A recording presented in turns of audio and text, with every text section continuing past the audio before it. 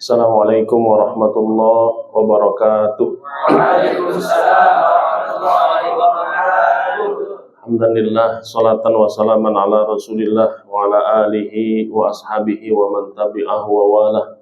La hawla wa la quwata illa billah, summa ma ba'd. Abi Alan yang kami hormati, Pak Amil Jumiyadi, Maha Santri Sulaimaniyah Latahzan Bintaro 1 yang dimuliakan Allah Subhanahu wa Ta'ala. Ini semuanya mahasiswa? Sama semua semester berapa? Oh, beda-beda. Alhamdulillah, cocok nih untuk kajian mahasiswa. Malam hari ini kita berbicara masalah pemuliaan jenazah. Siapa yang siap jadi jenazahnya? Udah ada? Oh ya, siap. Nanti harus ada yang jadi jenazah 1 orang. Hukum fillah, pertama kita ta'aruf singkat. Syarif Radit. Saya tinggal di Pondok Yatimku 600, yang kalau lewat ke sana ketemulah gerbang putih. Dulu ini asrama yatimku. Lalu bekerja sama dengan Sulaimaniyah tahun 2016. Sekarang 2024. Udah berapa tahun? 8 tahun. Kita kontrak kerjasamanya, Sulaimaniyah silakan pakai asrama yatimku ini sampai kiamat kurang 2 hari. Jadi tepatnya hari Rabu, santri Sulaimaniyah silahkan pulang ke rumah masing-masing, karena kiamat terjadi hari Jumat. Jadi 2 hari udah keburulah pulang ke kampung halaman. 2016 bekerja sama, lalu santri kami yatim dan duafa, Allah kasih rizki bikin di rumah lantai 2. Perjalanan waktu, mahasiswa asramanya selesai kontraknya. Abi Hilmi bilang mahasiswa mau pindah ke sini bagaimana? Akhirnya ya bismillah, tempat anak-anak yatim duafa semua ditarik ke rumah. Jadi full asrama ini dipakai Sulaimaniyah Latahzan Bintaro 1. Ini qadarullah dibangun oleh Bapak mantan Kapolri Pak Jenderal Sutarman. Ketika beliau menjabat jadi Kabar Eskrim, menjadi Polda Metro, sudah bekerja sama sampai menjabat Kapolri. Masjid dibuat ketika beliau 1 hari selesai dari jabatan Kapolri. Saudaraku yang dimuliakan Allah, kita berada di organisasi namanya MPJI. MPJI itu Majelis Pemulia Jenazah Indonesia.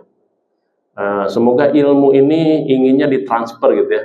Jadi semua mahasiswa bisa ilmu ini, nanti ngajar pindah ke satu tempat mengajarkan. Atau kalau langsung bisa, kita ada materi pelatihan jenazah. Dari sini saya minta ikut mengisi materi pelatihan jenazah. Tapi syaratnya harus sudah bisa memandikan jenazah asli, bukan jenazah palsu. Kira-kira kalau nanti ada jenazah diajak, siap nggak nih? Siap. Wow, mantap. Ya, siap. Jangan pas lihat jenazah gugut ya, gitu. Harus mentalnya berani. Saya dulu pondok pesantren di Al-Masturiyah Sukabumi tahun 97 selesai. 97 selesai, lalu melanjutkan ke Mesir 97 sampai 2003, 5 tahun lah di Mesir. Selesai dari Mesir, lanjut S2 di Sunan Ampel, Surabaya. Selesai S2 2003-2005, selesai S2 langsung S3. S3 maksudnya beristri gitu. Jadi menunggu selesai S2 dulu baru beristri. Istri dari Madura, satu kampus, sama-sama ngambil S2. Istri hukum kajiannya, saya ngambil ekonomi Islam. Selesai itu melanjutkan S3 di PTIQ 2012. Sekarang mau lanjutkan apa lagi? Nggak tahu nih. Ya iseng-iseng buat-buat buku lah. Di Sulaimania saya bagian provokator. Apa itu? Jadi cari-cari orang yang asrama nggak kepakai, jadi Sulaimania. Cari-cari yang dia ingin berdonasi, cari ke Sulaimania. Alhamdulillah sudah beberapa asrama kita dapat. Salah satunya di Japos. Japos itu dia sudah mau tanda tangan dengan lembaga lain, ketemu saya, akhirnya batal. Jadilah buat Sulaimania. Makanya saya disebut Ustaz Syarif provokator Sulaimania. Gak apa-apa, provokator akhirat.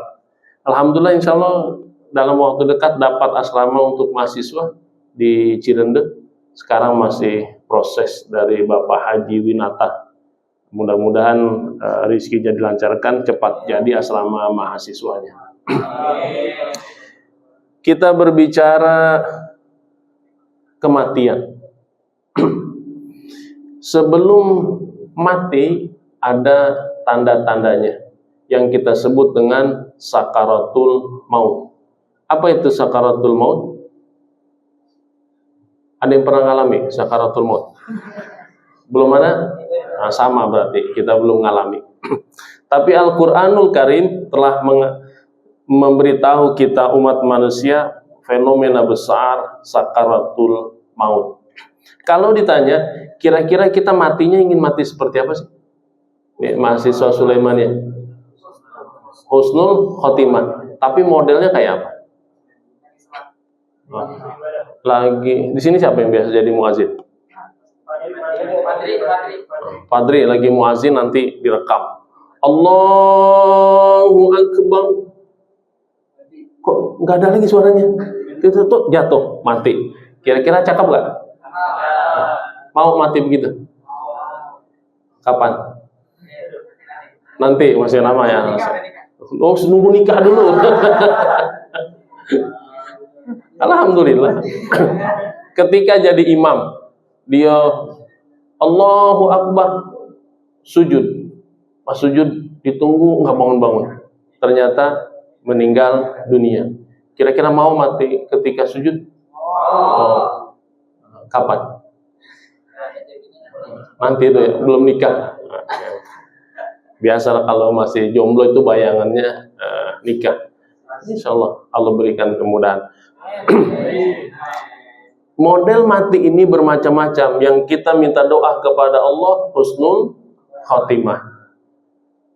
Tibalah masanya kita mengawal ayahanda kita. Siapa yang siap jadi jenazah? Maju ke depan satu orang. Kita praktek. Tiduran. Itu di tengah. Ya.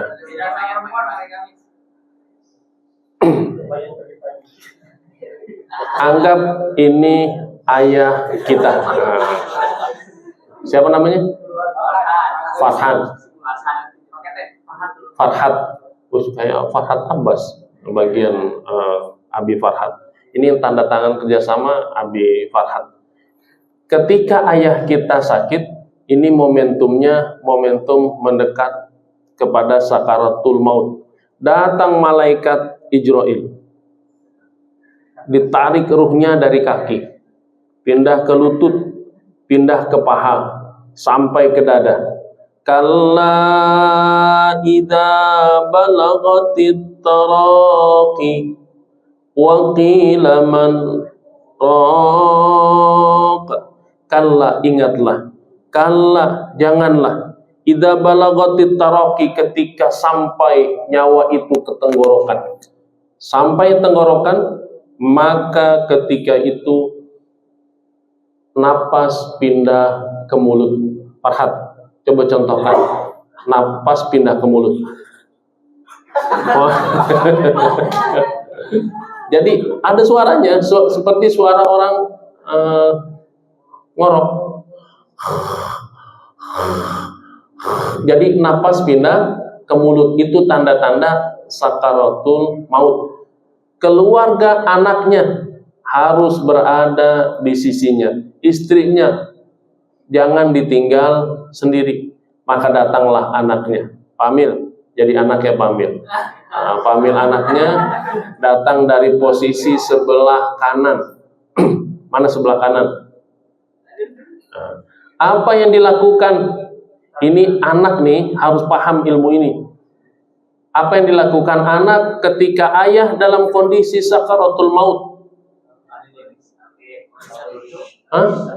Talqin. Maka Pamil talkinkan dari telinga sebelah kanan.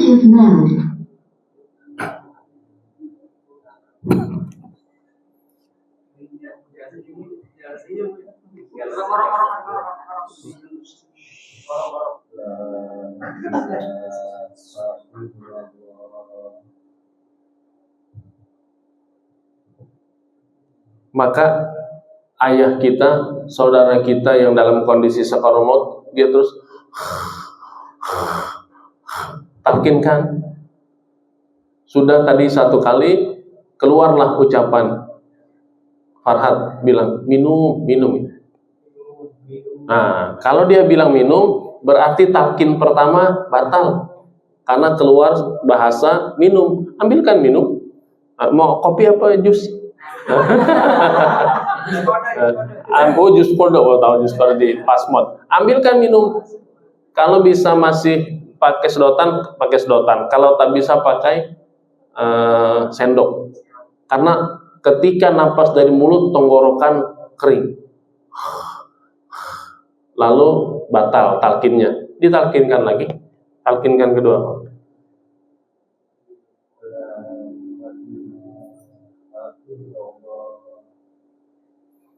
Biarkan suasana tenang. Kalau ada keluarga kita yang nangis, suruh keluar dulu.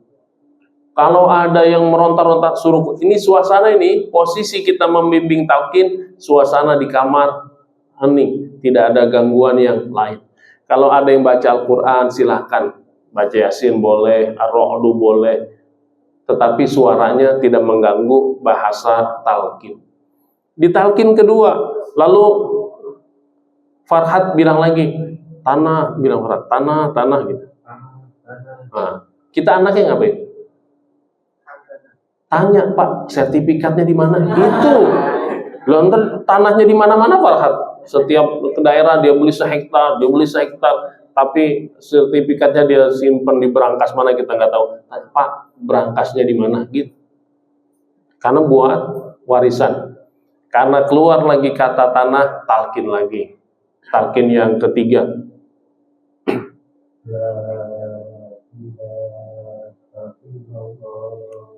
Kita tunggulah sampai detik-detik terakhir, malaikat Ijrail menyarik nyawa dari tenggorokan, lari ke kepala, lalu ditarik sekeras-kerasnya, maka mata Farhat akan terbelalak ke atas. Jangan aneh, kalau ada orang meninggal, matanya terbuka. Idza qubidatir ruh yattabi'ul basar. Apabila ruh ditarik oleh malaikat maut, mata ngikut gitu. Mata ngikut terbalak, mulut mangap. Maka kita ucapkan inna lillahi wa inna ilaihi raji'un. Anggap meninggal dunia, gampang meninggalnya. Ada yang sakaratul maut 2 jam, ada yang sakaratul maut 1 hari, ada yang sakaratul maut 2 hari. Ada yang prosesnya lama. Alhamdulillah ini Farhat nggak sampai 5 menit selesai. Husnul khotimah, insyaallah. Husnul khotimah. Ketika sudah dinyatakan meninggal dunia, apa yang dilakukan anaknya?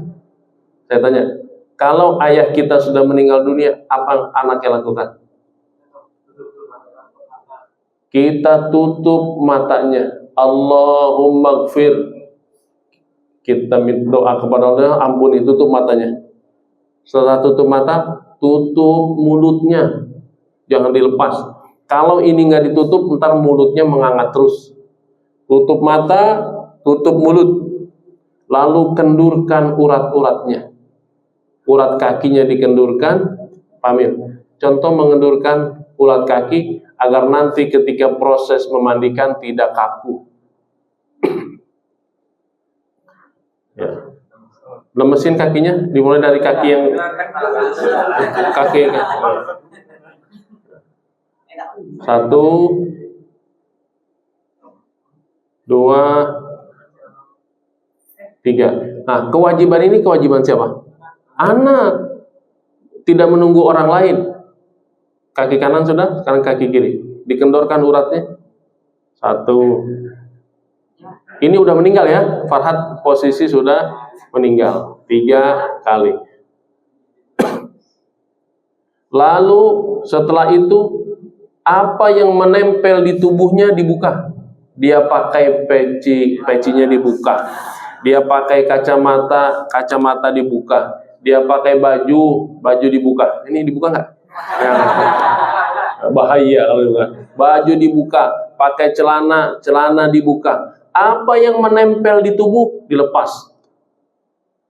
Kalau ada yang pakai gigi emas 2 kilo, copot tuh gigi emasnya. Tapi kalau ada behel yang warna-warni kuning, biru, nah itu biarin aja. Tidak ada nilainya. Setelah itu ditutup pakai kain jaring.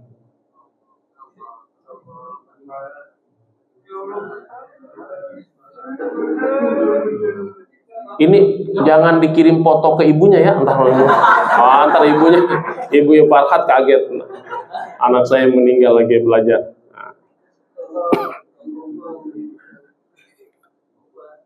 Ini proses pertama dilakukan oleh keluarga, bukan orang lain. Meninggal, tunggu, cari peamil enggak? Di beberapa daerah namanya modin. Tunggu modin, enggak. Ini kewajiban keluarga. Diurus secepat mungkin, ditanggalkan bajunya, dilepas apa yang menempel di badannya. Lalu tutup dengan kain jaring atau kain batik panjang.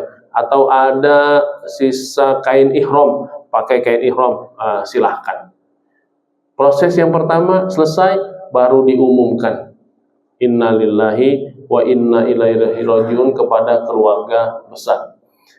Kalau masih kurang yakin, panggil dokter untuk meyakinkan sudah meninggal atau belum. Tapi kalau sudah yakin, selesai. Lalu apa kewajiban kita yang hidup kepada yang meninggal dunia?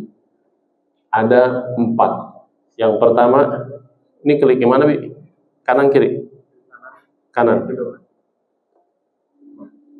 Pertama, memandikan. Kedua, mengafankan. Ketiga, mensolatkan. Keempat, menguburkan. Kita akan segerakan mengurus jenazah ini. Karena baginda Rasul bersabda, salasun ya Ali la yu'akhirun. 3 hal jangan ditunda-tunda.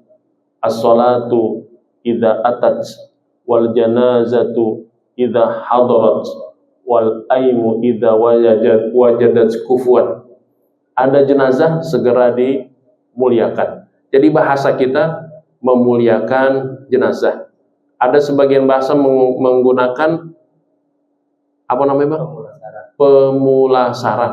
Nah, kita ganti lebih gampangnya pemuliaan jenazah. Ketika jenazah itu orang-orang yang soleh seperti Farhat, dia berkata, qaddimuni, segerakan aku. Ingin segera pindah ke alam barzakh. Tapi kalau bukan orang soleh, apa katanya? Ya wailaha, aina tadhabuna biha. Aduh, celaka. Mau dibawa kemana aneh ini? Semuanya mendengar makhluk-makhluk Allah ucapan yang setelah meninggal dunia kecuali manusia. Kalau manusia mendengar, walau sami'ahu lasoiko. Nah, kita lagi gotong jenazah nih. Jenazah ngomong, cepetan. Kira-kira kita lempar apa kita biarin? Kaget. Maka bahasa jenazah tak mampu kita dengar. Proses yang pertama adalah memandikan. Tetapi ingat, sebelum memandikan jenazah, menata kain kapan. Saya ulang, sebelum kita memandikan jenazah, hal yang pertama kita lakukan adalah menata kain kapan. Pertanyaan, siapa yang lebih berhak mengurus jenazah orang tuanya? Anaknya, jangan tunggu orang lain. Maka anak harus bisa mengkafani jenazah dan memandikan jenazah. Langsung poin yang pertama kita akan cek di sini. Baginda Rasul berkata kepada Aisyah, "Ya Aisyah, apabila kau nanti meninggal dunia, aku yang akan memandikan dan mengkafanimu." Nanti kalau punya istri bilang gitu juga. "Hai istriku, kalau kau nanti meninggal dunia, abang yang akan memandikanmu." Kata istri, "Abang udah doain saya mati." Gitu. Enggak, itu harus ada komitmen. Istri memandikan suami, kalau suami meninggal duluan, suami memandikan istri kalau istri meninggal duluan. Apa yang perlu kita siapkan? Sarung tangan. Boleh ada, boleh tidak. Kalau keluarga sendiri nggak pakai sarung tangan nggak jadi masalah. Masker boleh ada, boleh tidak. Baju kedap air boleh ada, boleh tidak. Kacamata, ini SOP rumah sakit. Ini sarung tangannya, sarung tangan dari kain kapan sama dari karet. Tempat yang tertutup, ada bak pemandiannya, ember, gayung sudah disediakan, selang, daun bidara bila ada, bubuk kapur barus. Contoh bang, bubuk kapur barus. Kapur barus itu kamper ya. Jadi kamper yang biasa kita pakai di baju, kita tumbuk biar halus. Nanti ini buat campuran air. Lalu kain batik yang seperti dipakai 3 lembar, handuk 2 lembar. Ini tempatnya. Tempat memandikan. Nah, ini ember, daun bidara, kapur barus, sabun, timun. Kalau jenazahnya punya penyakit tertentu, umpamanya diabetes itu akan mengeluarkan cairan dari tubuhnya. Maka untuk membersihkannya, parut timun 1 kilo lah, biar banyak airnya, diperas, lalu airnya tuangkan ke tubuh jenazah. Kalau jenazahnya sudah kaku, pakai teh hangat. Jadi teh yang ada batang, ada daunnya, direbus, dia sudah mendidih, lalu hangat-hangat, lalu teh yang hangat itu cari di mana posisi, umpamanya matinya ketika selfie, meninggal kaku tangannya itu nggak bergerak. Ini karena ini kaku, ini diberikan teh yang hangat yang sudah direbus, insya Allah bisa kendur kembali. Tata cara memandikan, membaca basmalah, mencuci kedua telapak tangan jenazah, menyiram air dengan tangan kanan, menggosok-gosok tangannya, lalu mewudukan jenazah. Nanti langsung kita praktek saja.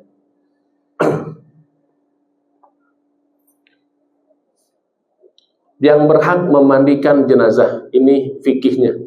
Kalau jenazahnya laki-laki, maka yang memandikan anak laki-laki, saudara laki-laki, tetangga laki-laki, teman laki-laki, kecuali istri. Kalau jenazahnya perempuan, yang memandikan anak perempuan, saudari perempuan, tetangga perempuan, teman perempuan, kecuali suami. Fikihnya gitu dulu ya. Kecuali siraman terakhir.